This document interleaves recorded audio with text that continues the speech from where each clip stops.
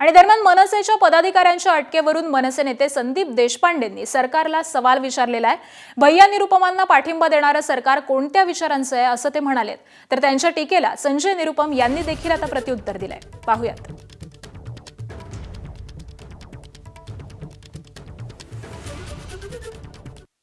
Police तर bias आहेत, त्याच्यात काय वादच नाही।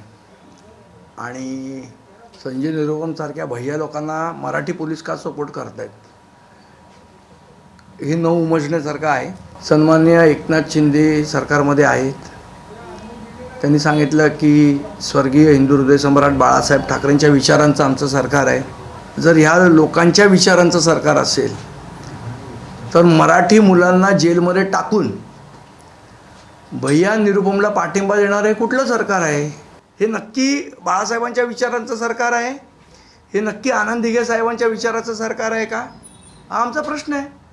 तो इंदौरचा जो इंदौरी चाटचा जो हलवाई आहे ना, तो जाऊन तिकडे बोंबाबोंब केला, माझ्या नावाने बोंबाबोंब केला आणि पोलिसांवर दबाव टाकला की तुम्ही त्यांच्या विरोधात पण कारवाई करा। पण तो चुकीची कारवाई असेल। हां, त्यांचे लोकांनी आमचे वाहनावर दगडफेक केली आणि आमच्या कार्यक्रमामध्ये अडथळे निर्माण करण्याचा प्रयत्न केला।